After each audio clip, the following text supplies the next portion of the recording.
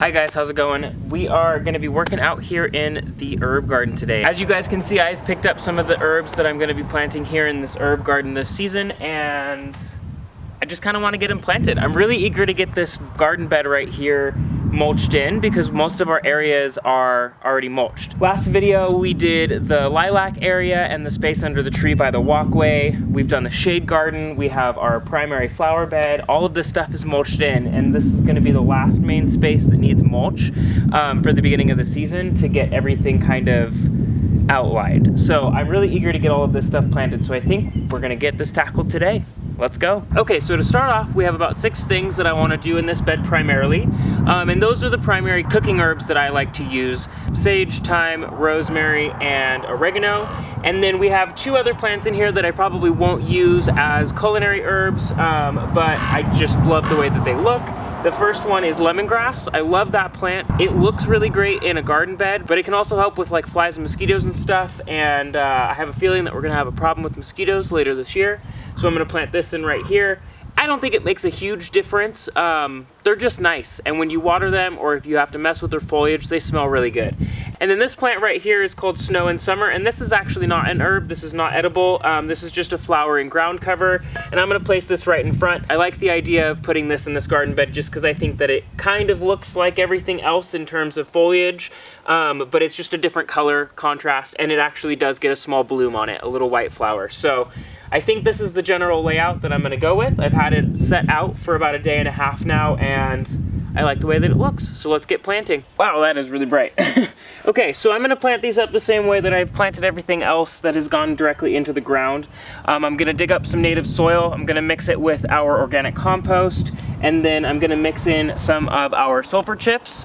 So this is just to help with how alkaline our soil is. So this is not gonna be something everybody does. And then I have my starter fertilizer right here. This is the Espoma Organic Biotone starter fertilizer. So same thing as always, I'll dig a hole, I'll mix everything in, and plant right here in the natural soil.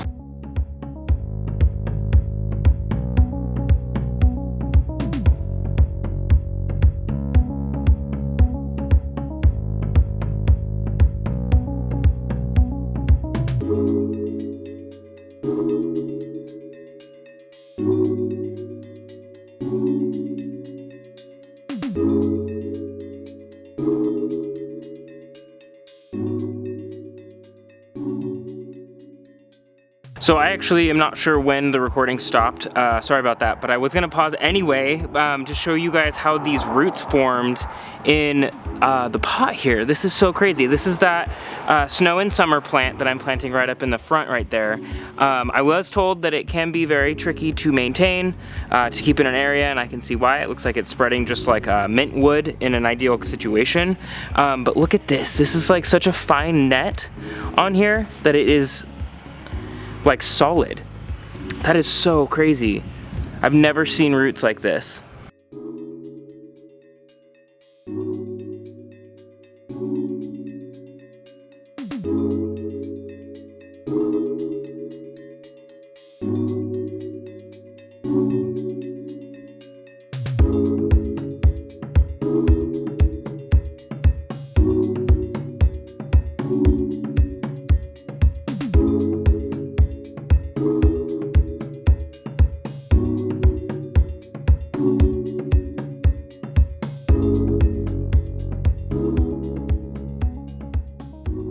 Alright guys, and that is pretty much project done. We got the whole area mulched in, watered in, everything planted. A couple things that I wanted to note. So the time that I put in is not actually a normal time that you can get from like Home Depot. It is a time that does better in our area. So that is, he sold it to me just as like a creeping time, but it is something that I can use in the kitchen. It is culinary.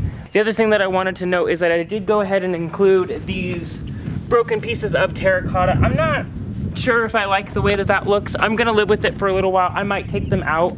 My idea was kind of that it would just be a little bit on the aesthetic side to help kind of fill it in, because it is a little sparse, but these plants will get bigger. And I probably will end up going back and planting things within these areas. Maybe not necessarily herbs, maybe flowers and stuff, but yeah. The other things that I did, just briefly, real quick, is I went through and I edged in. That's why there's a bunch of stuff all scattered through the bed.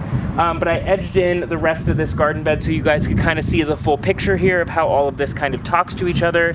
And then of course, when this is wet, it looks completely different than when it's dry. It's a lot more black, a lot richer.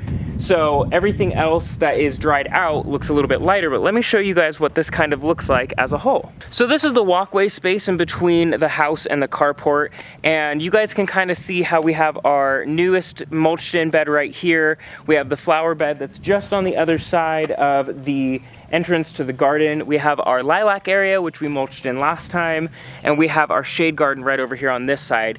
And everything is just kind of nice and balanced now, and I really like the way that this looks. I cannot wait to add in, let me see if I can do it correctly.